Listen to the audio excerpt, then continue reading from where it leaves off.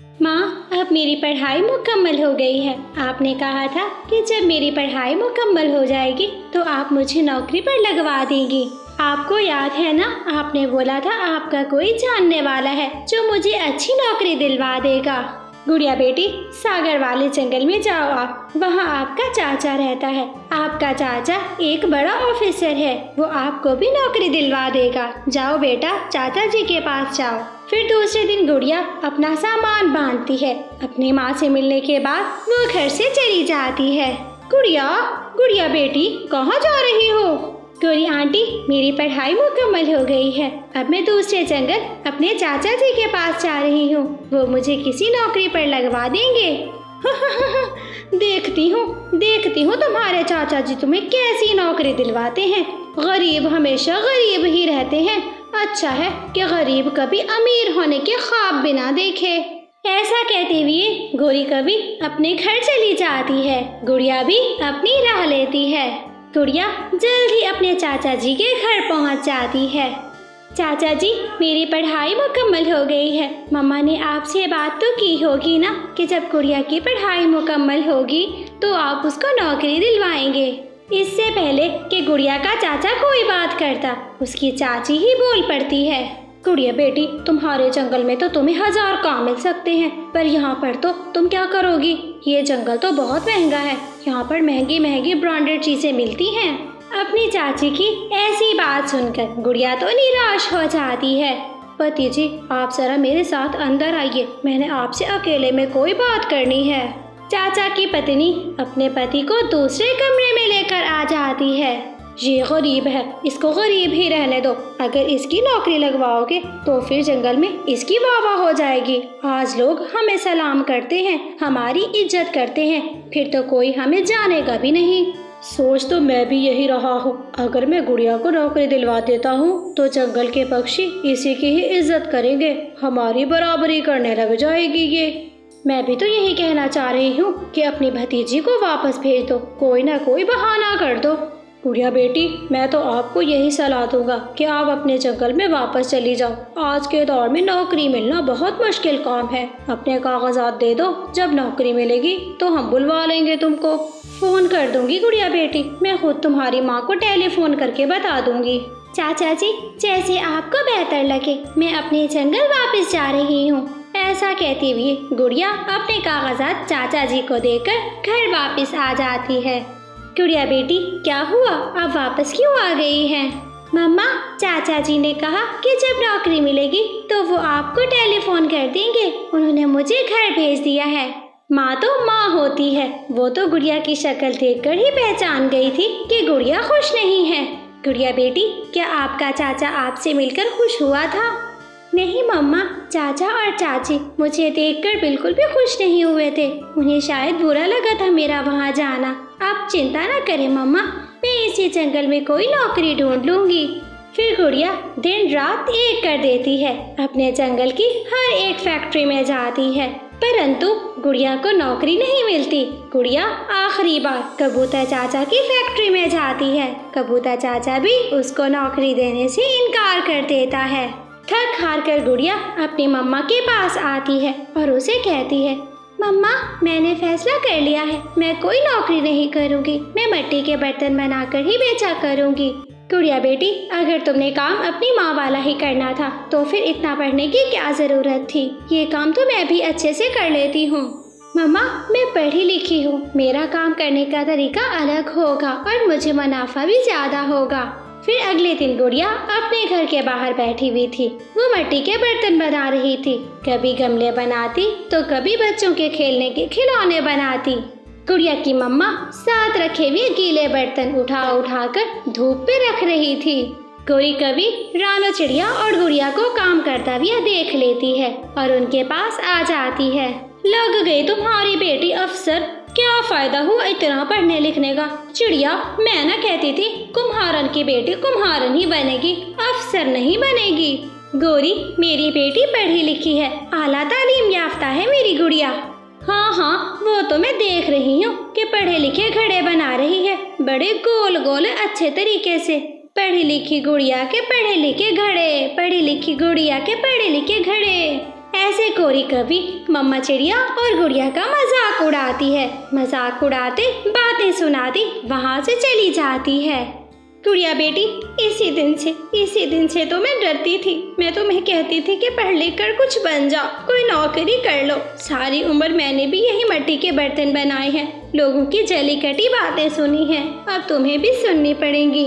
तुम भी अपनी माँ की तरह ये छोटा काम करोगी तो हर पक्षी तुम्हें ताना देने को आएगा। मम्मा, कोई भी काम छोटा या बड़ा नहीं होता। जब कोई काम करने वाला अच्छा होता है तो वो काम को भी अच्छा कर देता है। मैं भला क्यों घर के बाहर नौकरी ढूंढूं मम्मा? मेरे घर में एक अच्छा सा काम तो है ना। काफी दिन गुजर जाते हैं। गुड़िया बहुत मेहनत कर रही थी। वो दिन में कई मिट्टी के बर्तन बना लेती है, परंतु कोई भी ग्राहक नहीं आता। एक दिन हरे रंग का मिठू तोता उसके पास आता है। गुड़िया, मुझे एक गमला चाहिए, मुझे गमला दे दो। तोते अंकल, ये वाला गमला बहुत मजबूत है, इससे पानी भी बाहर नहीं निकलेगा। आप ये वाला गमला लेकर जा सकते हैं। तोता वो गमला उठाकर वहाँ से चला जाता। नदी के पास कूकू और चीलू बैठे हुए थे। मम्मा चिड़िया रोते हुए वहाँ आती है और वहाँ बात करने लगती है। मम्मा क्या हुआ आपको? आप क्यों रो रही हैं? माँ, क्या आप किसी वजह से परेशान हैं? मुझे बताएं, मैं वो परेशानी आपकी हल कर देता हूँ। चीलू बेटा, आज मेरे पास जंगल का सबसे बुरा पक्षी कालू कौवा आया था। वो मुझे कह कर गया है कि मैं आपको घर से निकाल दूं, वरना वो मेरे साथ बहुत बुरा करेगा। मैं बहुत मजबूर हूँ चीलू बेटा, मैं क्या करूँ? मम्मा, आप मेरी वजह से परेशान मत हो। मैं जा रहा हूँ। मेरी माँ की आंखों में आंसू ना पड़े। मैं वहीं अपने घोंसले में जाकर रहूँगा। आप मुझसे मिलने वहीं आती रहना। मम्मा, मैं चीलू के बिना नहीं रह सकता। कुकू बेटा, मैं कैसे दूसरे पक्षियों के साथ दुश्मनी मोल लूं? बस हमें इस पक्षियों के साथ वैसे रहना है जैसे ये चाहते हैं। चीलू वापस चला जाता है। मम्मा चिड़िया और कुकू उदासपन के साथ अपने घर आ जाते हैं। चीलू जाकर अपने घोंसले में लेट जाता है। वो सारी रात सो नहीं पाता। वो उदास रहता है। उसको आज पता चलता है कि उसकी माँ मर गई है, क्योंकि चिड़िया ने तो उसको अपनी माँ की तरह पाला था। ऐसे ही कुछ दिन गुजरते गए। फिर 5 दिनों के बाद कालू कौवे का बेटा जग्गू, कबूतर का बेटा कीकी और मिठू तोते का बेटा छोटा तोता बाहर खेलते खेलते पहाड़ों की ओर चले जाते हैं। वो तीनों वहाँ पर बैठे बातें कर रहे थे कि वहाँ पर आवारा 2 उल्लू आ जाते हैं। भाई, इन छोटे पक्षियों के पैसे तो हमें ज्यादा मिलेंगे। क्या ख्याल है आपका? अगर हम इनको पकड़ कर ले जाते हैं तो हमारी जिंदगी आसान हो जाएगी। ना जाने कितनी मुश्किलें खत्म हो जाएंगी। भाई, हम इनमें से एक तो बच्चा बेच देंगे और बाकियों से काम करवाएंगे। उम्र भर के लिए मुफ्त के नौकर मिल जाएंगे भाई हमको। ऐसे वो 2 उल्लू आपस में बातें करते हैं। उड़ते हुए उन तीनों पक्षियों के बच्चों के पास आ जाते हैं। उन पर एक मजबूत जाल डाल देते हैं। चीलू भी ये सब बैठा कुछ ही फासले पर देख रहा था। चीलू तुरंत उड़ते हुए वहाँ पर आ जाता है। अगर तुम अपनी जान चाहते हो तो इन बच्चों को छोड़ दो, वरना मैं तुम्हें जान से मार दूंगा। चील और उल्लू तो दोस्त होते हैं। अरे हम भी दोस्त हैं। तुम्हारा काम है पक्षियों को खाना और हमारा काम है इनको बेचना और इनको अपना नौकर बनाना। तुम इन पक्षियों में से एक पक्षी ले सकते हो। चीलू आगे बढ़ता है। उन तीनों की आपस में लड़ाई शुरू हो जाती है। कुछ ही समय में चीलू उनको ऐसी चोंचे मारता है कि उल्लू डर के मारे वहाँ से भाग जाते हैं। दोस्त, अगर तुम आज हमारी जान ना बचाते तो ये उल्लू सारी जिंदगी हमें नौकर बना कर रखते। हाँ दोस्त, पर मैं जो कुछ भी कर लूँ सब यही समझते हैं कि मैं एक मांस खाने वाला पक्षी हूँ। मैं कभी दूसरे पक्षियों के साथ दोस्ती नहीं कर सकता। फिर वहाँ पर उड़ते हुए गोरी कवि और कालू कौवा आ जाते हैं।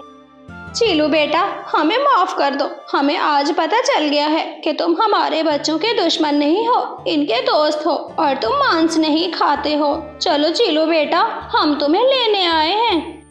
ऐसे सारे पक्षी जंगल वापस चले जाते हैं। चिड़िया माँ अपने बेटे चीलू को देखकर बहुत खुश थी। चीलू जल्दी से अपनी माँ के पास जाता है और अपनी माँ के गले लग जाता है। फिर चीलू अपनी माँ चिड़िया के साथ रहने लग जाता है और वो सारा जीवन अपना खुशियों भरा गुजारते हैं। मम्मा चिड़िया ने अपनी लकड़ियों की गठरी बना ली थी। मम्मा, हमारी लकड़ियाँ तो इकट्ठी हो गई, अब हम दाना ढूंढ लेती हैं। गुड़िया बेटी, मैंने कल नदी के पास कुछ चावल के दाने देखे थे, हम वहाँ जाती हैं, वो चावल के दाने लाती हैं, वापसी पर अपनी लकड़ियाँ उठा कर ले जाएंगी घर। फिर मम्मा चिड़िया और गुड़िया नदी के पास चली जाती हैं। उसी जंगल में रहने वाले कौवा और कौवी वो भी लकड़ियाँ ढूंढ रहे थे। फिर गोरी कौवी की नजर उन लकड़ियों पर जाती है जो मम्मा चिड़िया अभी अभी इकट्ठी करके रख के गई थी। कालू जी, वो देखो, सामने देखो, अब हमें मेहनत करने की जरूरत नहीं है। सामने कोई पक्षी लकड़ियाँ रख कर गया है, हम वही लकड़ियाँ ही उठा लेते हैं। हाँ, लकड़ियाँ उठाकर जल्दी जल्दी यहाँ से भाग जाते हैं। फिर कौवा अपनी पीठ पर वो लकड़ियाँ उठाता है। कौवा और कौवी अपने घर की ओर भाग जाते हैं। मम्मा वो देखें, कौवा अंकल लकड़ियाँ लेकर जा रहा है, कहीं वो हमारी लकड़ियाँ तो नहीं उठा कर ले जा रहा। गुड़िया बेटी, जल्दी चलो, हम जाकर देखती हैं हमारी लकड़ियाँ रखी भी हैं या फिर उठा ली। फिर माँ बेटी जब उसी जगह पर वापस आती हैं तो उनकी काटी हुई लकड़ियाँ वहाँ पर ना थीं। वही हुआ जिसका डर था, अब वो कभी कहाँ हमारी लकड़ियाँ हमें वापस करेंगे। क्यों नहीं करेंगे मम्मा, हम उनके घर जाकर उनसे बात करते हैं। फिर मम्मा चिड़िया अपनी बेटी को लेकर उनके घर जाती है। कालू कौवा अपनी छत की मरम्मत कर रहा था। कालू ये लो, ये बड़ी वाली लकड़ी छत पर लगा दो और कील अच्छे से लगा देना। कालू बैठा छत मरम्मत कर रहा और गोरी कौवी उसे लकड़ियाँ पकड़ा रही थी। वाह, क्या बात है, बिना मेहनत की ही लकड़ियाँ मिल गई हैं ना आप लोगों को। छोटी चिड़िया, हम कभी मेहनत नहीं करते, मेहनत करना हम कौवों का काम नहीं है। दुष्ट कौवों, ये लकड़ियाँ मेरी हैं, मैंने और मेरी बेटी ने बहुत मेहनत से लकड़ियाँ जमा की थी, मुझे मेरी लकड़ियाँ वापस कर दो। जाती हो या फिर ऊपर से ही मारूं लकड़ी तुम्हारे सर में। ना कालू, इसको मारना नहीं वरना मर जाएगी, बहुत कमजोर चिड़िया है। गोरी आंटी, आप बहुत बुरी हैं, हमेशा मेरी मम्मा को तंग करती हैं। फिर वो माँ बेटी वहाँ से चली जाती हैं। फिर सारी रात वो माँ बेटी कांपते हुए गुजारती हैं क्योंकि बारिश की गरज चमक उनकी छत से दिखाई दे रही थी। मम्मा, हम कल सुबह सवेरे ही जंगल को जाएंगे और लकड़ियाँ इकट्ठी करके अपने घर की छत को ठीक कर देंगी। बेटी गुड़िया, मुझे डर है कहीं बारिश ही शुरू ना हो जाए। डरते डरते रात गुजर जाती है। अगली सुबह मम्मा चिड़िया अपना कुल्हाड़ा लेती है, गुड़िया को साथ लेकर जंगल की ओर उड़ जाती है। गुड़िया छोटी लकड़ियाँ इकट्ठी करती है और उसकी मम्मा कुल्हाड़े से बड़ी लकड़ियाँ काटती है। फिर वो माँ बेटी घर वापस आती हैं और अपने घर की छत की मरम्मत का काम शुरू कर देती हैं। शाम तक तेज बारिश शुरू हो जाती है, मगर तब तक दोनों माँ बेटी ने अपने घर की छत मरम्मत कर ली थी। उनके घर में दाना भी था और मीठा फल भी था। वो तेज बारिश में सुरक्षित अपने घर में बैठी हुई थी। मम्मा, हमने मेहनत की और हमें उसका फल भी मिल गया। गुड़िया बेटी, ये कौवों जैसे दुष्ट पक्षी हमेशा अपना ही नुकसान करती हैं।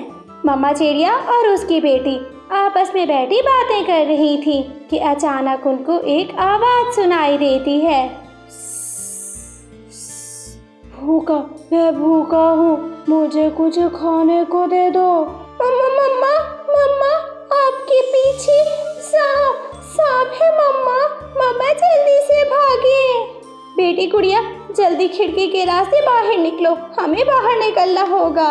फिर दोनों माँ बेटी खिड़की के रास्ते घर से बाहर निकल जाती हैं। भाग भाग गई, मुझे भूखे की बात भी नहीं सुनी। मैं भी इतनी आसानी से जाने वाला नहीं हूँ।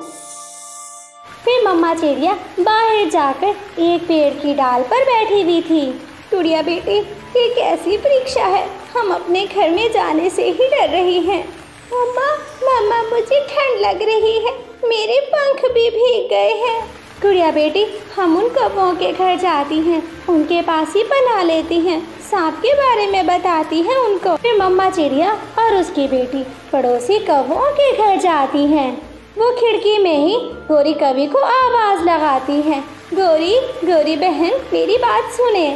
गोरी बहन, हमारे घर में सांप आ गया है, उसने हमारे घर में कब्जा कर लिया है। आज रात हमें अपने घर में जगह दे दो। ना ना, वो सांप अगर तुम्हारे पीछे पीछे मेरे घर तक आ गया तो फिर हम कहाँ जाएंगे। गोरी आंटी, आपकी इस छत पर हमारी लकड़ियाँ लगी हुई हैं, हमें आज रात अपने पास रख ले प्लीज गोरी आंटी।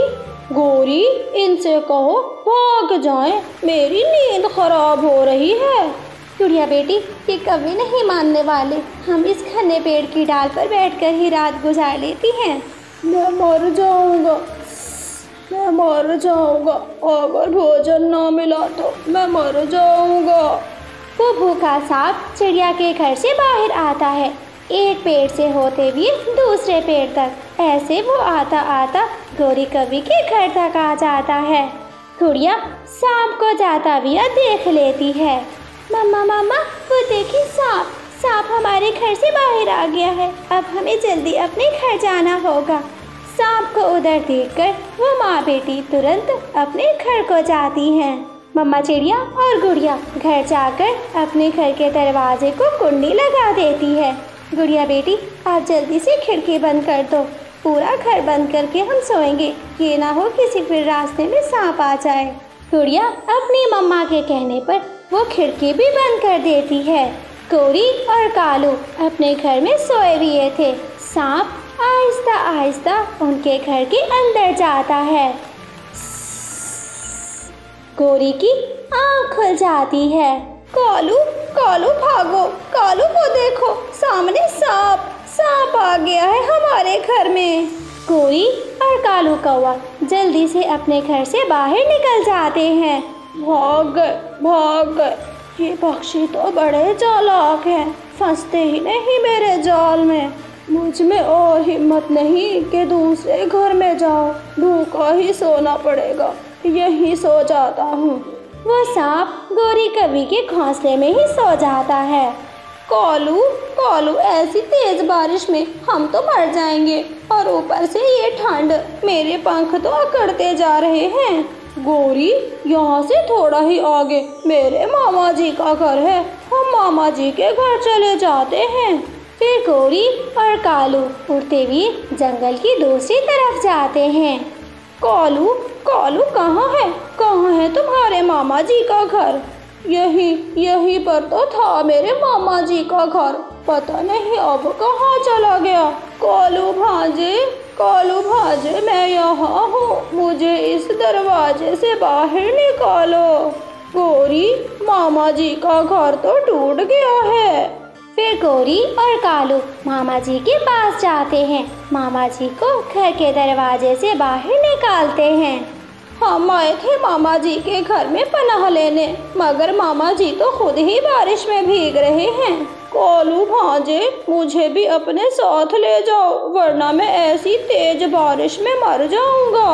गोरी, चिड़िया का घर खाली होगा, वो सांप के डर से घर से बाहर भाग गई है, हम उसके घर में जाते हैं, आज रात उसके घर में गुजारते हैं। फिर गोरी और कालू उड़ते हैं, उनका मामा जी भी उनके पीछे पीछे उड़ता है। उधर जाकर वो सब हैरान हो जाते हैं, चिड़िया के घर का दरवाजा तो अंदर से बंद था। कालू घर में कोई है, घर में कालू घर खाली नहीं है, घर में कोई है। फिर कालू दरवाजे पर दस्तक देता है। कौन है घर में? कव्वे काले कव्वे, मैं हूँ अपने घर में, ये घर मेरा है, मेरे सिवा और कौन हो सकता है इस घर में? चिड़िया, मेरी सुंदर चिड़िया बहन, मुझे अपने घर में पनाह दे दो। हमारे घर में उस दुष्ट सांप ने कब्जा कर लिया है। प्लीज चिड़िया, हमें बचा लो। नहीं मम्मा, मैं इन दुष्ट कौवों को अपने घर में आने की इजाजत नहीं दूंगी। सुन लिया कौवों, मेरी बेटी नहीं मान रही। मेरी बेटी नहीं मानेगी तो घर में कोई नहीं आएगा। अब तुम जाओ यहाँ से, अपने उस सांप वाले घर में ही रहो। कौवे रोने लग जाते हैं, मगर थोड़ी देर के बाद मम्मा चिड़िया उनको अपने घर के अंदर ले जाती है। घर के अंदर जाकर मम्मा चिड़िया कौवों को कुछ बातें समझाती है। जब भी किसी के साथ बुरा करो तो समझ लेना वो बुरा तुम्हारे साथ भी हो सकता है। चिड़िया, मेरी सुंदर बहन चिड़िया, हमें माफ़ कर दो। हम फिर से ऐसी गलती कभी नहीं करेंगे। अगर आज तुम हमें अपने घर में जगह ना देती तो कालू का मामा पक्का मर जाता। फिर मम्मा चिड़िया उन कौवों को दाना देती है और अपने घर में सोने की इजाज़त देती है। फिर वो सब खुशी खुशी रात चिड़िया के घर गुजारते हैं।